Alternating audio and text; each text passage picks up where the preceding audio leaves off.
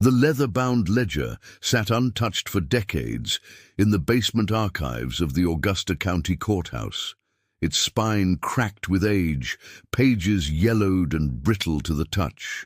I discovered it while researching my doctoral thesis on antebellum economic systems in Georgia. What began as routine historical research would soon become an obsession that kept me awake at night, haunted by the horrors documented in faded ink. My name is Dr. Eleanor Pearson, a history professor at Emory University. Growing up in Augusta, I'd always been drawn to the untold stories of my hometown, but nothing prepared me for what I found in that ledger from 1852. "You might find this interesting," said Martha, the elderly archivist, sliding the book across the table. "Been here longer than I have, and I've been here 40 years. The ledger's cover bore no title, only a date, 1852. Inside, the meticulous handwriting of County Clerk Thomas Whitaker detailed property transactions throughout Augusta. Most entries were mundane: land sales, livestock transfers, equipment purchases. But on page 94, my blood ran cold. October 17, 1852, sale of 4 Negro children, property of Mrs. Eliza Thornwood, widow, residing at 422 Magnolia Street, Augusta. Children aged 4, 6, 8, and 11 years. Sale price, $1,200 to Mr. Jeremiah Crawford of Charleston. Witnesses, Reverend Isaiah Harper, Dr. William Montgomery. What made this entry different from others was a notation in the margin: grandmother of said property. And below that, another note: children of mixed descent through Father Henry Watson, deceased, a free man of color. My hands trembled. A white grandmother had sold her own mixed-race grandchildren after their father died. The children's mother wasn't mentioned. Perhaps she had died in childbirth or from disease. Either way, these children, who should have been free through their father's status, were sold by their own grandmother. The courthouse was closing, but I couldn't leave without copying every detail. Outside, autumn leaves swirled around my feet as I walked to my car, my mind racing. The address, 422 Magnolia Street, still existed in the historic district. I knew because I'd passed it countless times growing up. The Thornwood House, locals called it. Rumors of hauntings had surrounded it for generations. That night, I couldn't sleep. Rain lashed against my hotel window as I pored over my notes. What kind of woman would sell her own flesh and blood? And why had this story never emerged in local history? Augusta's archives were well documented, its historians thorough. Yet somehow this particular horror had remained buried. I decided then that I would uncover Eliza Thornwood's story, no matter how dark the path. What I didn't realize was that in doing so I would awaken something that had waited over 170 years for recognition, something that wouldn't rest until justice was served. 422. Magnolia Street stood like a grand dame past her prime, still beautiful but weathered by time and neglect. The Greek Revival mansion, with its imposing columns, had been converted into a museum of local history in the 1970s, though it was only open by appointment. The irony wasn't lost on me. A house harboring such a terrible secret, now preserved as historical heritage. "We don't get many visitors requesting private tours," said the caretaker, a thin man named Gerald, with wire-rimmed glasses and a skeptical expression. "Especially not on rainy weekdays." "I'm researching the original owners," I explained, "particularly Eliza Thornwood." His expression changed subtly. "Interesting choice. Most historians focus on her husband, Colonel Thornwood. Confederate hero and all that. I'm more interested in what happened after he died." Gerald studied me for a moment before unlocking the heavy front door. "Watch your step. These floorboards are original." Inside, the house was a perfect example of antebellum Southern prosperity. Crystal chandeliers hung from high ceilings. Period furniture, probably not original but convincing enough, filled the rooms. Oil portraits of stern-faced men and demure women lined the walls of the main hall. "That's her," Gerald said, pointing to a portrait of a handsome woman in her 50s, dressed in black silk. Her face was composed, dignified, revealing nothing of her capacity for cruelty. Eliza Thornwood, painted in 1850, 2 years before the incident you're probably investigating. My surprise must have shown because Gerald continued, his voice lower. I've worked here for 30 years, Dr. Pearson. I know what happened in this house. Then why isn't it documented? Why isn't it part of the tour? Some stories are too ugly for Augusta's self-image. The museum board prefers to focus on the architectural significance, the Civil War connections, not on a woman who sold her grandchildren. He led me to a small room at the back of the house, unlocking another door. This was her private study, not on the regular tour. The room was smaller than the others, with a writing desk facing the window, overlooking what would have been slave quarters, now gone. A portrait of a young black man hung on the wall, unusual for the period and setting. That's Henry Watson, Gerald said. Her daughter's husband, a free carpenter who built half the furniture in this house. When Catherine Thornwood fell in love with him, Eliza didn't object, not publicly. They even lived here after marrying. But privately, according to household accounts, she considered it a disgrace. What happened to Catherine? I asked. Died in childbirth with her 4th child. That's when everything changed. As Gerald spoke, the temperature in the room seemed to drop. A cold draft brushed against my neck, though no windows were open. Henry tried to take the children away after that, knowing they weren't safe here. He had papers drawn up, but he died in an accident at a construction site 3 months later. Gerald made air quotes around the word accident. And then she sold them, I whispered. 1 month after his death. There was nothing illegal about it. Not then. The children had never been formally freed, and with both parents dead, their grandmother had legal control. I approached the desk, drawn by an inexplicable urge to touch it. As my fingers brushed the polished wood, a sharp pain shot through my hand, as if I'd been burned. I jerked back, startled. "Are you all right?" Gerald asked. "Fine," I lied, rubbing my fingers. "Just a splinter, I think." But there was no splinter, only a sensation like ice spreading through my veins. And for just a moment, I thought I heard children's voices, distant but distinct, calling for their father. The next morning, I visited Augusta's oldest black cemetery, where records indicated Henry Watson had been buried. His gravestone was simple but dignified. Henry Watson, master carpenter, loving father, 1818 to 1852. Nearby stood a much larger monument, a recent addition, judging by its condition.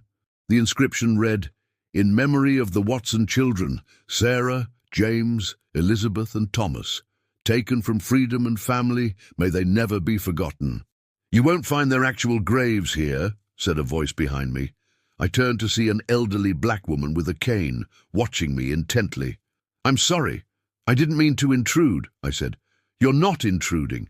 You're looking for answers about the Thornwood case." "How did you know?" She smiled slightly. "Word travels fast when someone starts asking questions nobody's asked in generations.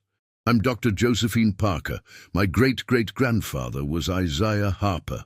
The name hit me like a physical blow. The witness, the reverend who signed the sale document. The same, though reverend is a generous term for what he did. He was my family's shame for generations, a black preacher who helped sell children back into slavery for a white woman's convenience. She gestured toward a bench, and we sat together under an ancient oak tree. "My family kept records," Dr. Parker continued. "Letters, journals. Isaiah wrote everything down, perhaps hoping confessing to paper would absolve him. It didn't, of course. He drank himself to death within 5 years. Why did he do it, I asked. Money, partly, but mostly fear. Eliza Thornwood had power in this town. She threatened to destroy his small church, have his own children taken away. He believed he was protecting his congregation by complying. And the other witness, Dr. Montgomery, the family physician, he certified that the children were healthy enough for sale. She shook her head in disgust. He later claimed he was ensuring they would stay together, as if that justified anything. Doctor. Parker opened her handbag and removed a small leather journal, handing it to me. This is Isaiah's account. I'm trusting you with it, because I believe you genuinely want the truth told. I do, I promised. But why hasn't anyone else pursued this? In all these years? Her eyes met mine, steady and serious. People have tried. But strange things happen when they dig too deep. Accidents, illness. One historian found his entire research destroyed in a house fire in 1963. Another suffered a sudden stroke in 1988 just before publishing her book on the case. You think, what? That Eliza Thornwood is somehow preventing the story from coming out? From beyond the grave? I think guilt and secrets have power, Dr. Pearson, and I think those children have waited a very long time for justice. As we spoke, the sky darkened prematurely, heavy clouds gathering above the cemetery. A cold wind rustled through the leaves, and I felt that same icy sensation I'd experienced in the Thornwood study. You feel it, don't you? Dr. Parker asked quietly. They know you're listening. Thunder rumbled in the distance as I carefully placed the journal in my bag. What happened to the children after they were sold? That's what you need to discover.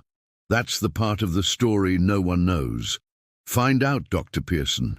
Find out what happened to the Watson children. They've been waiting for someone to ask. Dr. William Montgomery's grave was in the prestigious section of Magnolia Cemetery, his family name emblazoned on an imposing marble monument.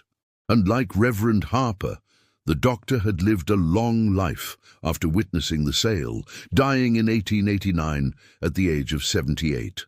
Records showed he'd left behind a substantial collection of medical journals and personal papers, now housed in the Medical University of South Carolina's archives in Charleston, the same city where the children had been taken. The drive to Charleston took 3 hours, during which the weather worsened. By the time I reached the university library, rain was falling in sheets, and wind battered the historic buildings of the medical campus. You picked quite a day to visit, remarked the archivist, a young man named Marcus. Hurricane season's supposed to be over, but nobody told this storm. I'm looking for Dr. Montgomery's papers from 1852 through 1857, I explained. Specific time frame. May I ask why? I hesitated, then decided on honesty. He witnessed the sale of 4 mixed-race children in Augusta in 1852. I'm trying to track what happened to them. Marcus's expression grew serious. The Watson children. I know the case. You do? My dissertation was on medical ethics in the antebellum South. Montgomery features prominently, not favorably. He led me to a climate-controlled room where several boxes of documents awaited. His private journals are more forthcoming than his public papers. Start with box 3. The journals were bound in faded leather, the doctor's handwriting precise and legible, the hand of a man accustomed to writing prescriptions that had to be read accurately. I started with October 1852, finding his entry from the day of the sale. October 17th, attended the transaction at the courthouse regarding the Watson children. Mrs. Thornwood was resolute despite my private counsel against this course of action. The children were distressed but physically sound. I certified their health as requested, though it pained me greatly. The youngest, Thomas, clung to my leg and asked when his father would come. I had no answer to give him. Mr. Crawford assures me they will be placed in a good household in Charleston, not separated. I pray this is true. I have accepted no fee for today's service, though Mrs. Thornwood insisted some actions cannot be compensated. I continued through the journals, finding scattered references to the case over subsequent months.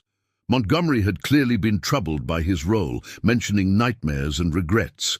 Then, in April 1853, a longer entry caught my eye. April 10th. Received correspondence from Charleston today that has deeply unsettled me. Doctor, Harmon writes that the Watson boy, James, age 8, was brought to him with severe injuries consistent with beating. Upon questioning, Mr. Crawford admitted the children were not placed together as promised, but sold separately within weeks of arriving in Charleston. James was purchased by a plantation owner in St. John's Parish, known for cruel treatment of slaves. The boy attempted escape twice. I feel complicit in this suffering. The grandmother has been informed but expresses no remorse, stating only that they would have faced worse had they remained in Augusta with their status uncertain. I cannot reconcile this with the Christian charity Mrs. Thornwood professes in society. My hands shook as I turned the pages. Montgomery had begun actively seeking information about all 4 children, writing to colleagues in Charleston and surrounding areas.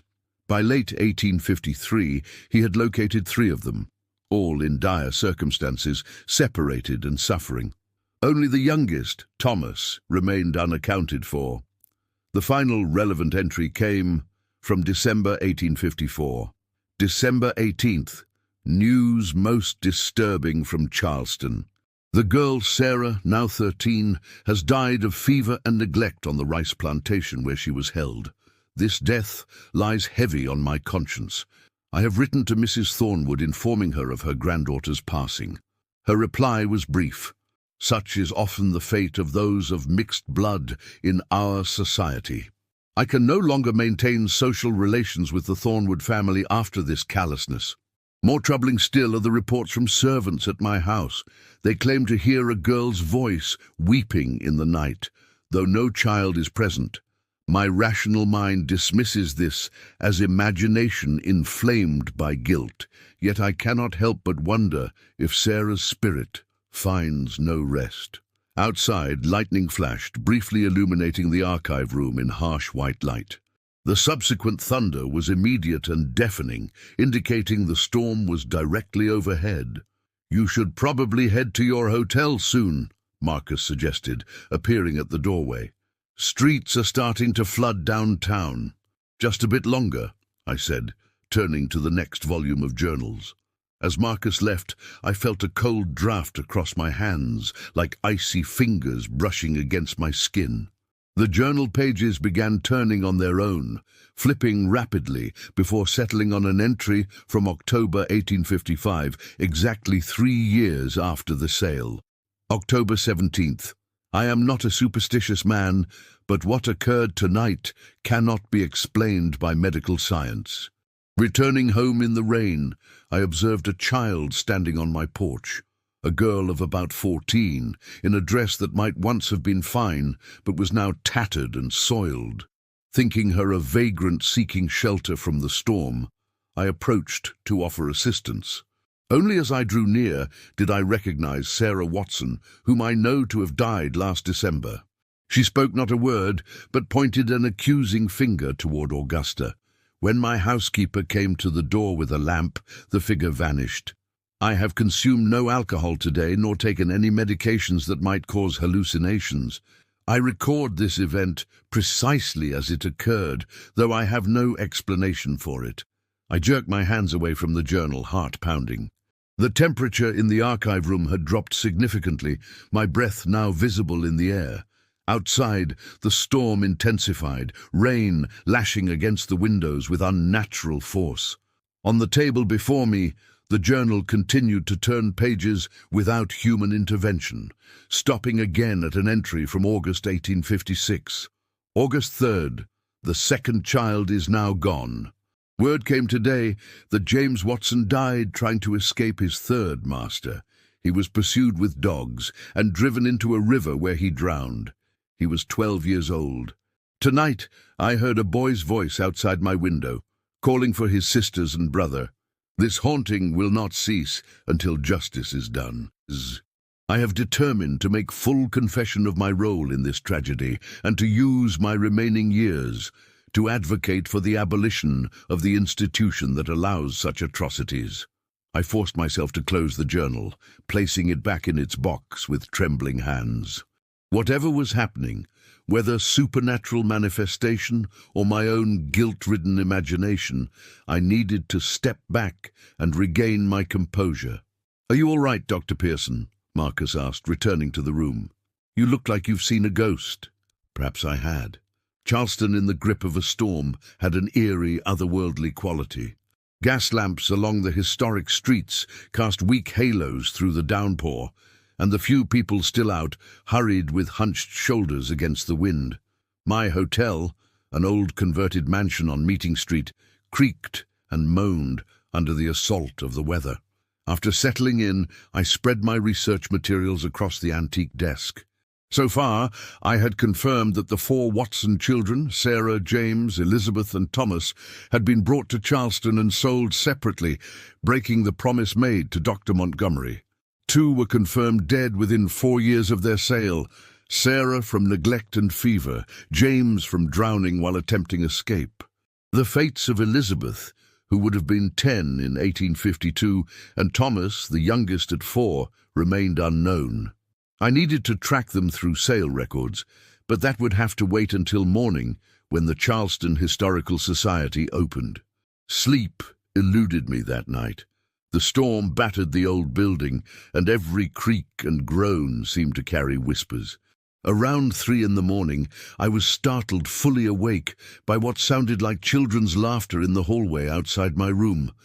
When I opened my door to check, the corridor was empty, though a puddle of water had formed on the carpet as if someone had come in from the rain. Morning brought no relief from the storm. The hotel manager advised against going out, but I was determined not to lose a day of research.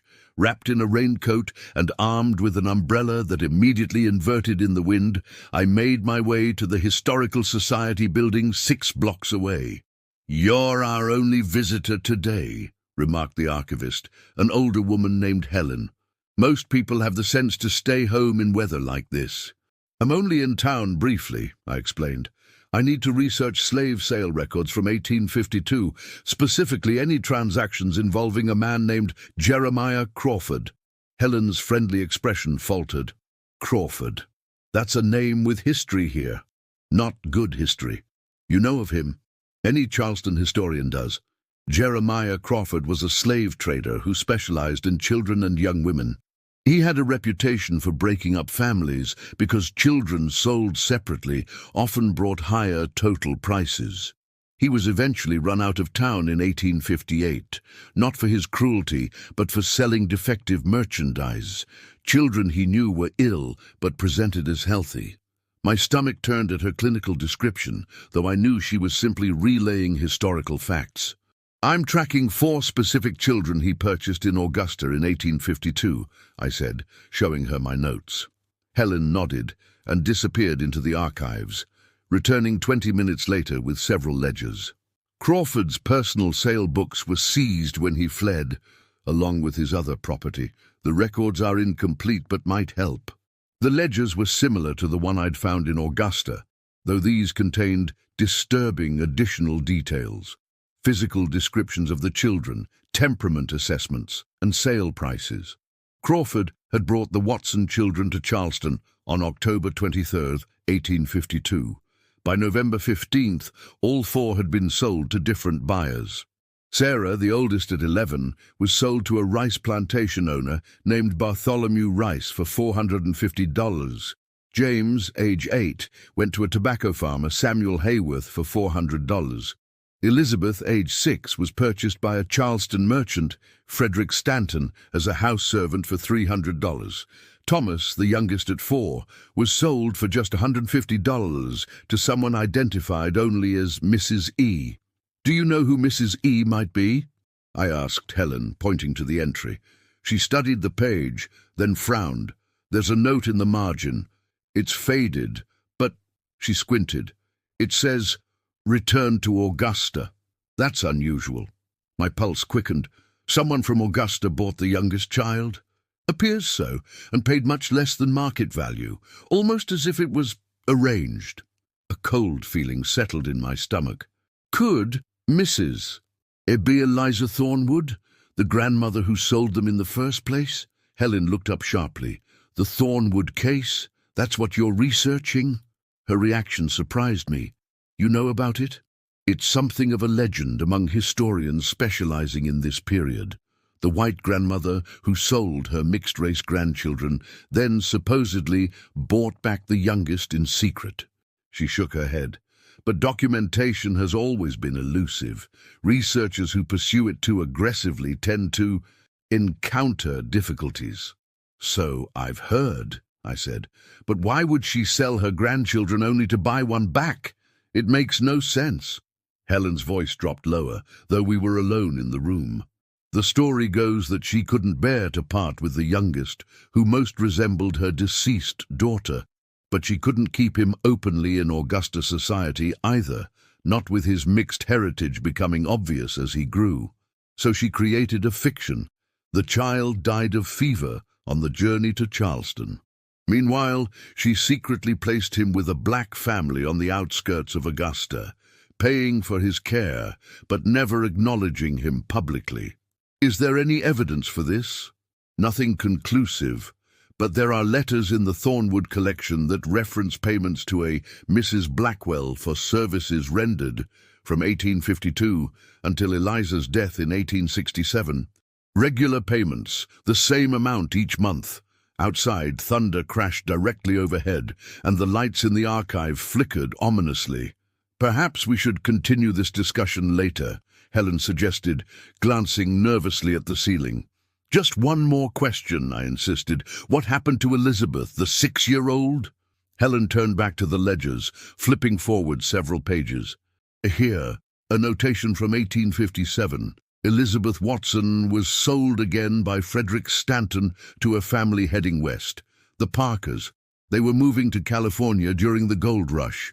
She looked up. That's the last record of her in Charleston. As Helen spoke, the lights flickered again and went out completely, plunging the archive into darkness. Through the windows, lightning illuminated the room in brief, stark flashes. We need to move away from the windows, Helen said urgently. This building is old, and her words were cut off by a tremendous crash as a large tree branch smashed through the window nearest our table, sending glass shards flying. I ducked instinctively, feeling a sharp pain as a fragment caught my arm. In the chaos that followed, staff rushing in with flashlights, Helen being led to another room to check for injuries, I noticed something strange. The ledger had fallen open to a different page, one showing a small ink drawing in the margin. It depicted 4 children holding hands, with X marks drawn through 2 of the figures. As water from the rain began to soak the pages, the ink ran, creating the disturbing illusion that the figures were weeping black tears. After returning to Augusta the following day, I went straight to the county property records office.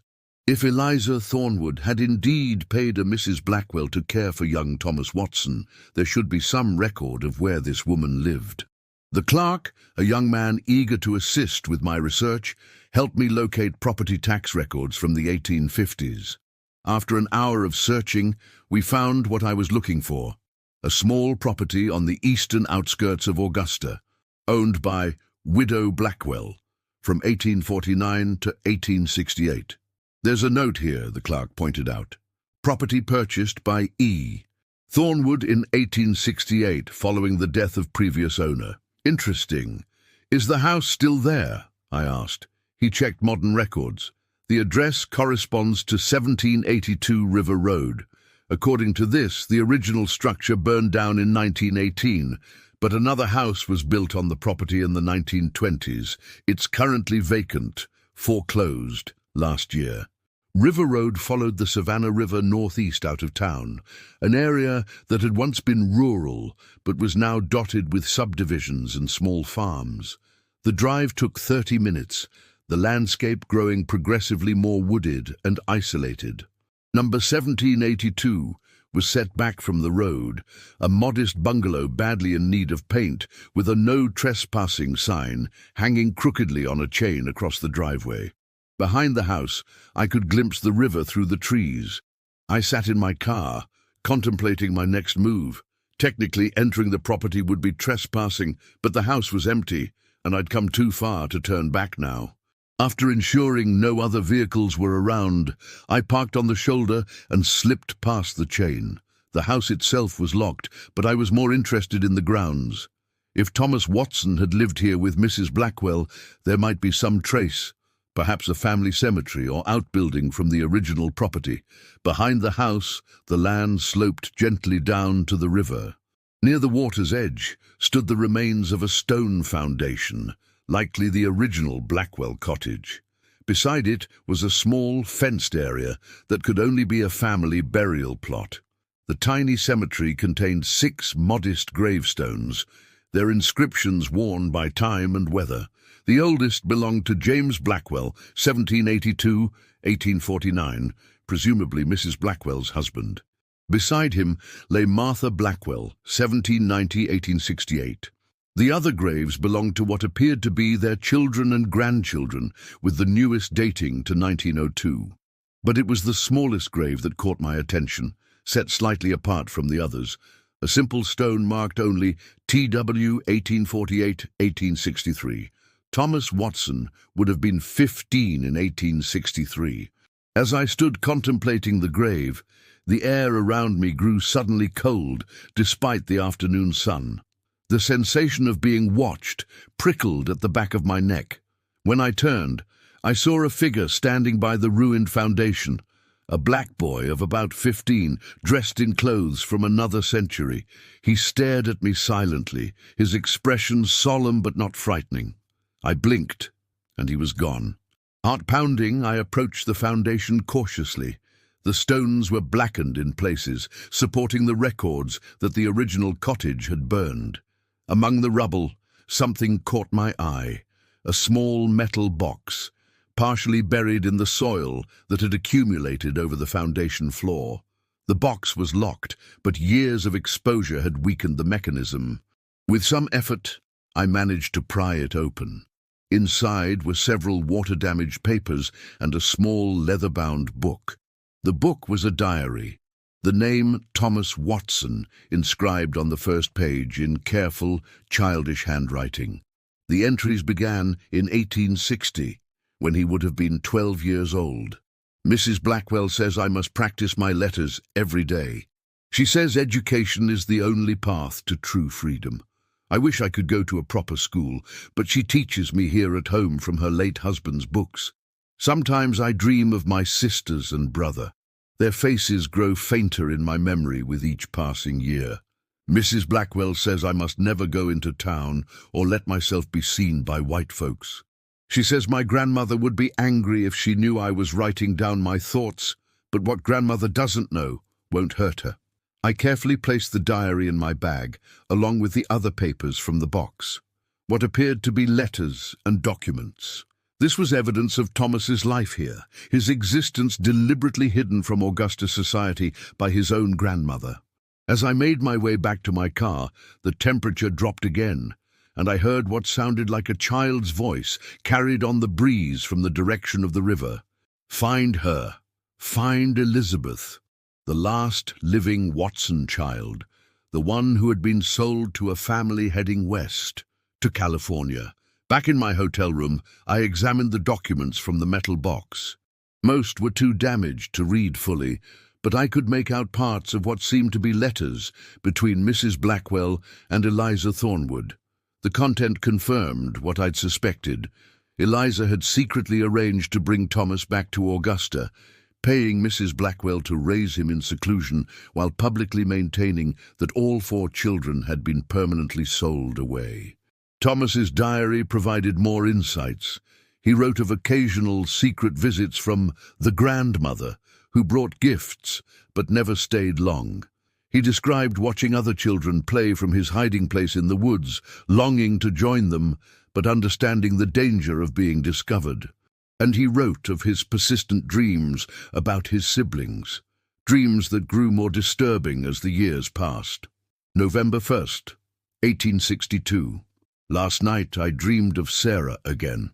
She stood by my bed, her dress wet and her hair tangled with river weeds. She spoke no words, but reached out her hand as if asking me to follow. I fear these dreams are more than fancy. Mrs. Blackwell says my sister died long ago, but how then does she come to me so clearly in the night? And why does the river call to me with her voice when I walk along its banks? The final entry was dated March 15th, 1863.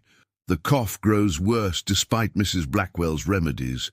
Grandmother sent Dr. Montgomery last week, though he came at night and with his face half covered. He left medicines but said little. I saw in his eyes that he holds small hope for my recovery. Last night all three came to me in dreams, Sarah and James and Elizabeth too, though I thought her still living. They stood together by the river, calling my name. I think soon I must answer. Thomas had died 2 weeks later, according to the grave marker. The coincidence of timing with Dr. Montgomery's journal entries about hauntings was striking, but Elizabeth, the diary, suggested Thomas believed she had died too, yet the Charleston records indicated she had been sold to a family bound for California. Had she survived? Had she established a new life in the West, perhaps the only Watson child to escape the tragedy that claimed her siblings? I spent the next day searching through California records remotely, looking for any trace of the Parker family who had purchased Elizabeth in 1857. Census records from 1860 showed a Daniel and Mary Parker living in a mining settlement near Sacramento with several children, including a Lizzie, aged 14, the right age for Elizabeth Watson.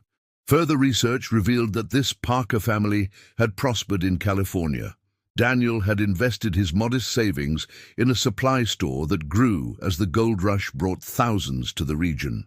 By 1870, the family had moved to San Francisco, where Daniel became a respected merchant, and Lizzie Parker appeared in records as Elizabeth Parker Watson, indicating she had reclaimed at least part of her birth name. Most surprisingly, an 1880 newspaper article from the San Francisco Chronicle mentioned Mrs. Elizabeth Watson Hartwell, formerly of Augusta, Georgia, as the founder of a home for orphaned children of color. She had married Charles Hartwell, a progressive lawyer who supported her philanthropic work.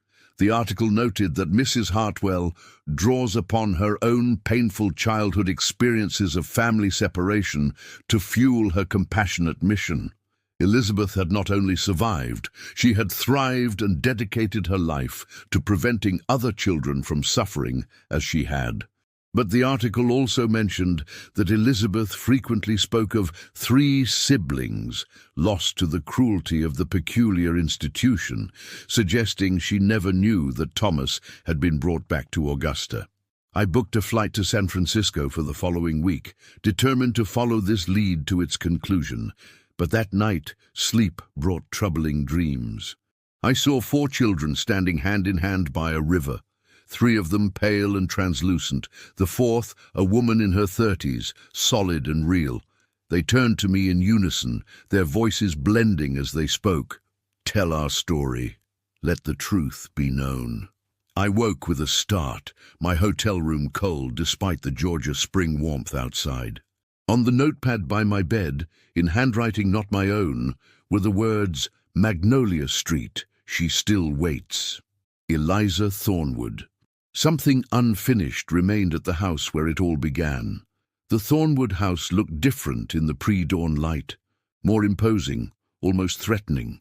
I had called Gerald the caretaker the previous evening, explaining that I needed to examine Eliza's private study again. Reluctantly, he had agreed to meet me at 6 in the morning, before the museum's administrative staff arrived. "You've found something," he said as he unlocked the door, noting the documents clutched in my hand. "Thomas Watson didn't leave Augusta," I told him, following him inside. "Eliza brought him back secretly and paid a woman named Blackwell to raise him on the outskirts of town. He died in 1863, probably from tuberculosis." Gerald didn't seem surprised. "There have always been rumors. Servants reported seeing a boy who resembled the family hidden on the property at times. And Eliza made regular trips out of town that she never explained to anyone. But why?" I asked as we climbed the stairs. "Why sell her grandchildren only to secretly buy one back?" "Appearances," Gerald said simply. Augusta society in the 1850s was rigid. A prominent widow couldn't openly raise mixed-race grandchildren, especially as tensions rose before the Civil War. But she couldn't quite let go either. "She let go of 3 of them easily enough," I countered bitterly. "I'm not defending her," Gerald said, unlocking the study door. "Just explaining the terrible logic that might have driven her actions." The study was as I remembered it, though it seemed smaller, more confined in the dim light. Henry Watson's portrait watched us from the wall, his eyes seeming to follow our movements. "What exactly are you looking for?" Gerald asked. "I'm not sure," I admitted. "But Thomas's diary mentioned that Eliza kept something of their mother's. A locket, with Catherine's portrait inside. He wrote that she would sometimes take it out when she visited him. I thought perhaps it might still be here, somewhere in her personal effects." Gerald looked skeptical, but gestured toward the desk. "Her personal items would have been in there, though the museum catalogued everything decades ago." The desk had several drawers, all containing period-appropriate items that were likely not original to the house. But as I examined the structure more closely, I noticed something odd about the measurements of the drawer compartments compared to the desk's exterior dimensions. "There's a hidden compartment," I murmured, running my fingers along the wood panels. "Common in desks of this period."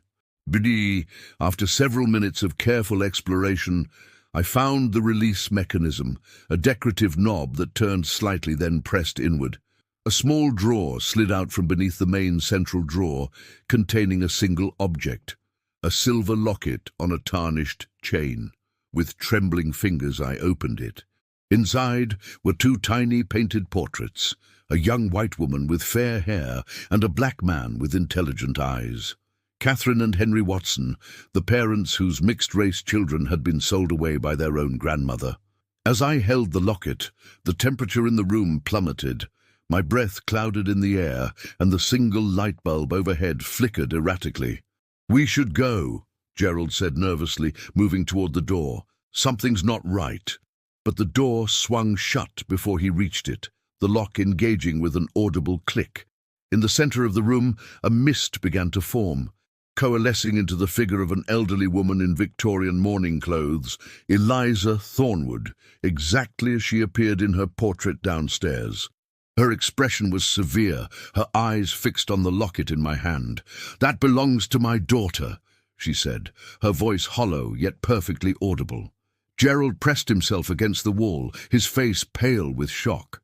I stood my ground, though fear made my heart race.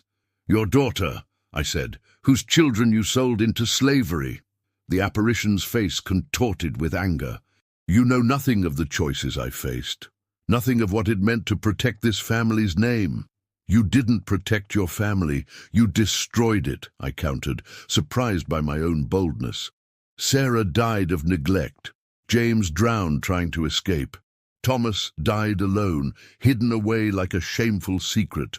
Only Elizabeth survived, but she lived her life believing all her siblings were lost." "I saved Thomas," the ghost insisted. "I brought him back." "You imprisoned him. He was never allowed to live openly, to have friends, to be known.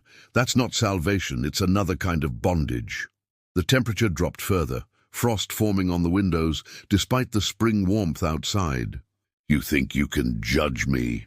Eliza's voice rose, the light bulb shattering overhead, plunging us into darkness, broken only by the grey dawn light filtering through the frosted windows. "You, with your modern sensibilities and simple judgments, you cannot comprehend the world I lived in." "I comprehend cruelty," I said. "I comprehend the suffering of 4 children whose only crime was their mixed heritage.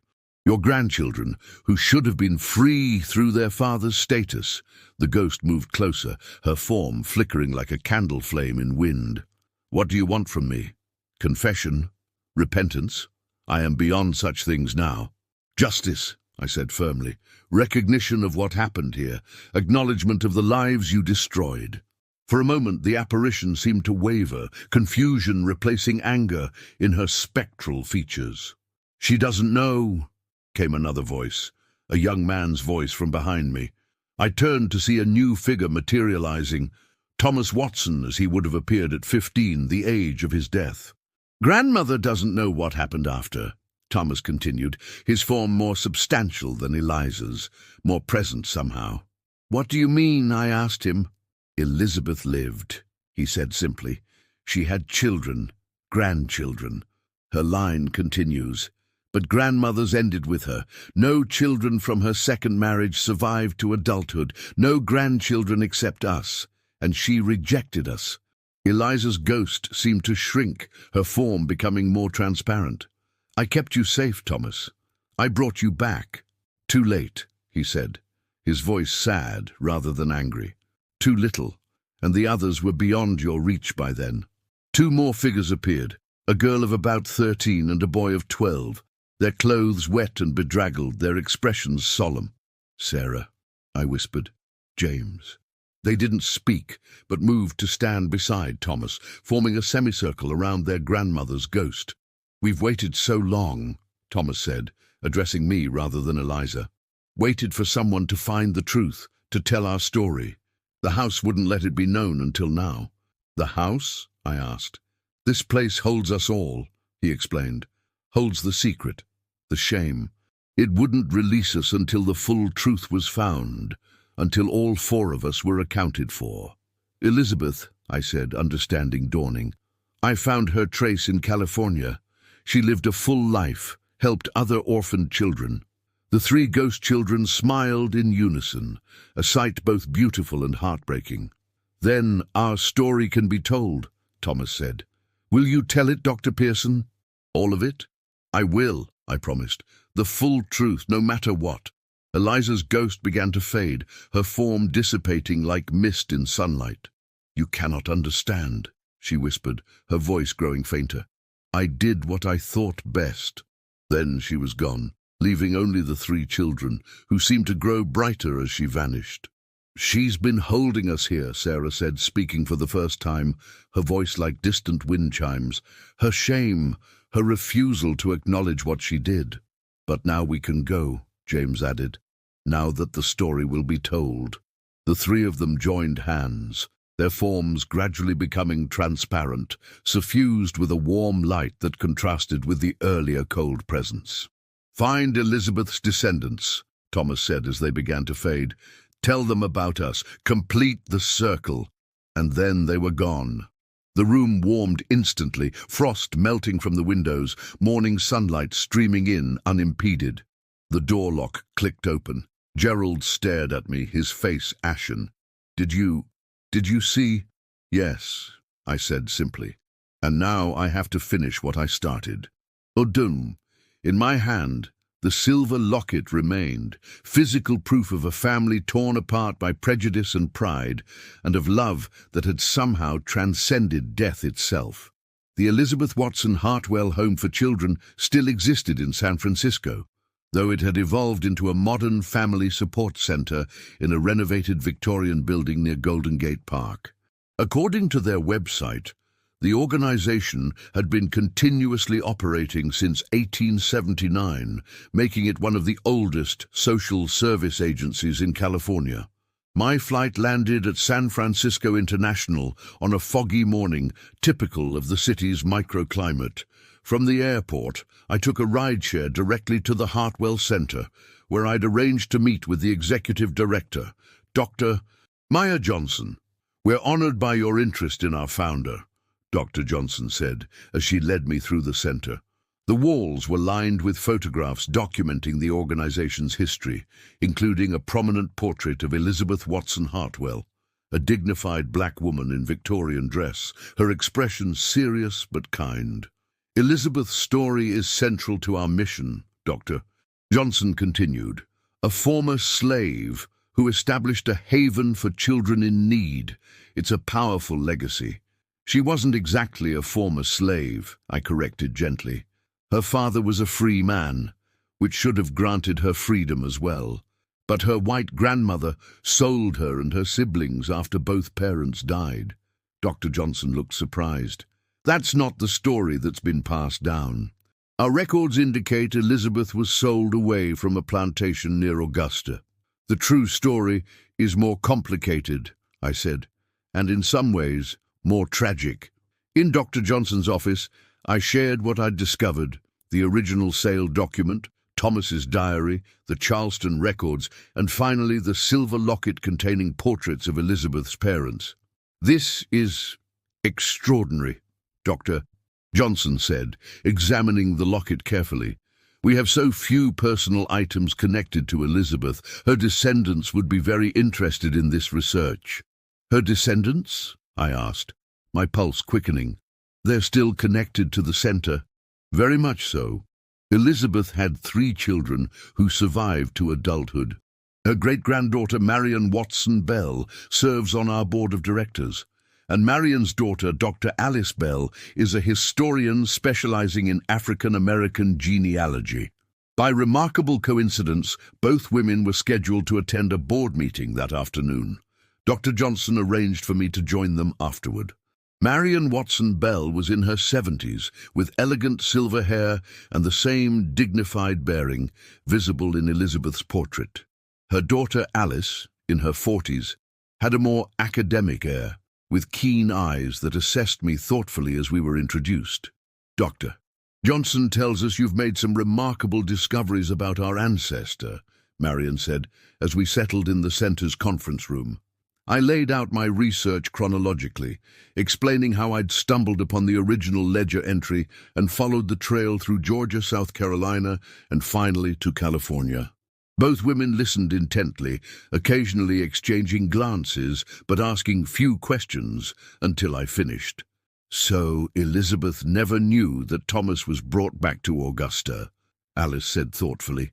She believed all her siblings were lost to the system. Yes, I confirmed, and she never knew that her grandmother was directly responsible for their sale. Marion's expression was complex, sorrow mingled with anger, and perhaps a hint of vindication. Family lore always said Elizabeth was haunted by memories of her lost siblings, she said quietly. She would wake in the night calling their names. Her husband wrote in his memoir that she established the orphanage partly to atone for not being able to save her brother and sister, though she herself had been only a child.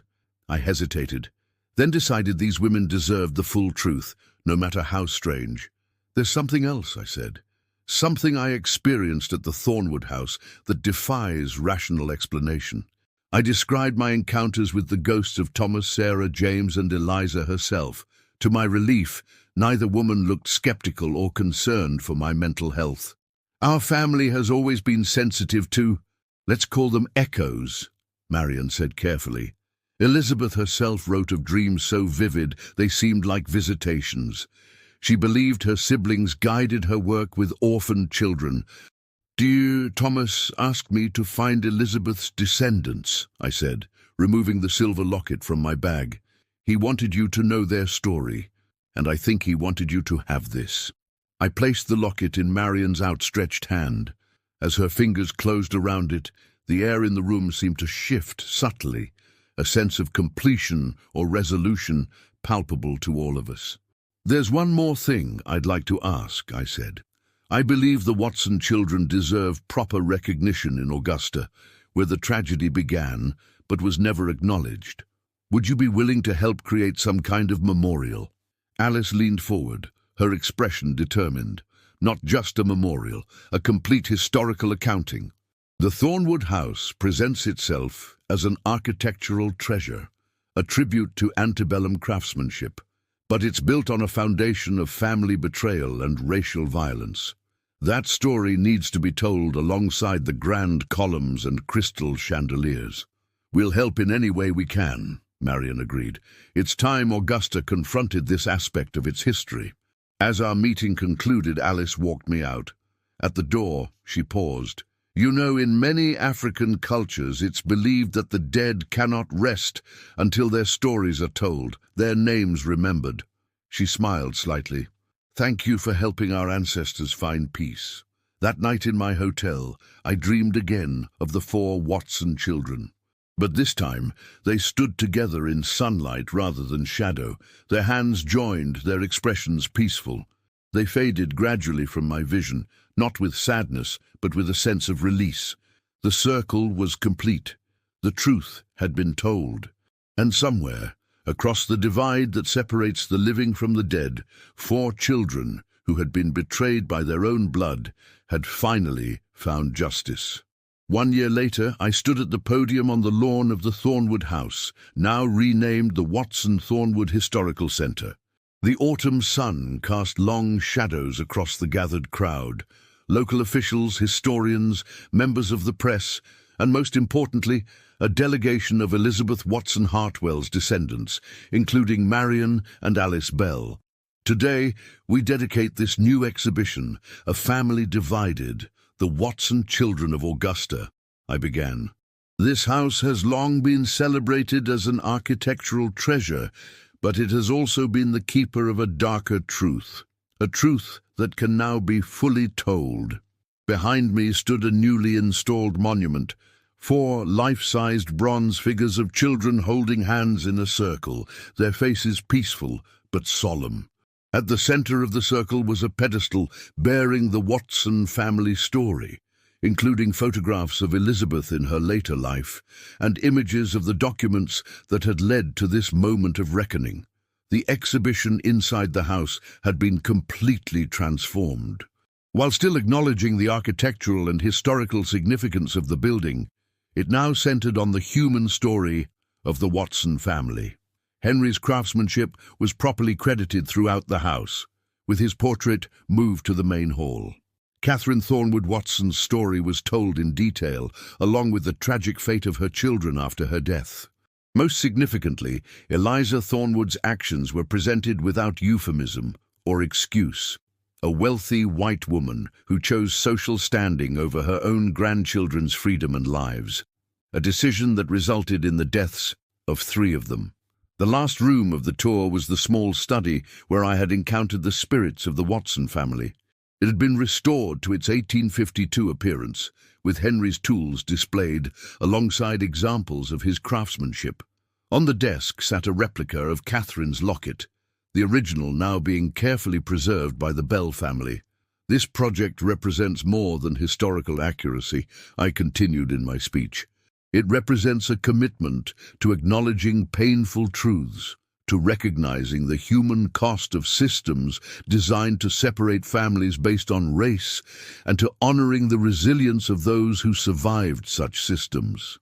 Alice Bell spoke next, her voice strong and clear as she connected her great-great-grandmother's story to ongoing struggles for racial justice and historical truth. Elizabeth never stopped searching for her siblings in her heart, she concluded. Today, that search ends. Today, the Watson children are reunited in our collective memory.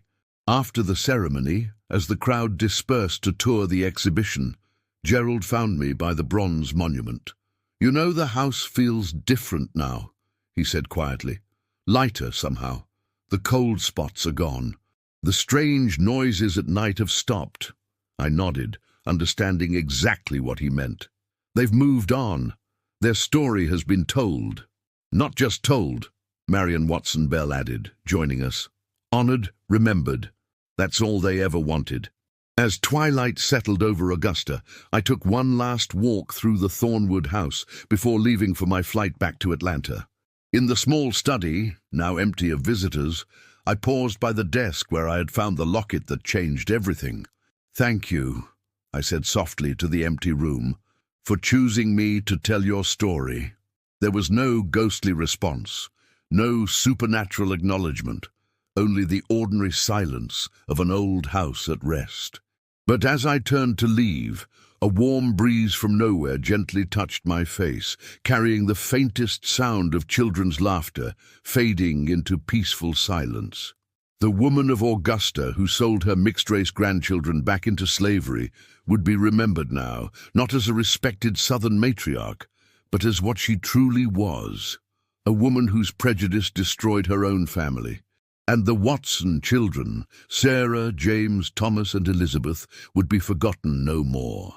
Their story had emerged from Georgia's forgotten ledger at last, a testament to the enduring power of truth and the importance of confronting even the most painful chapters of our shared history.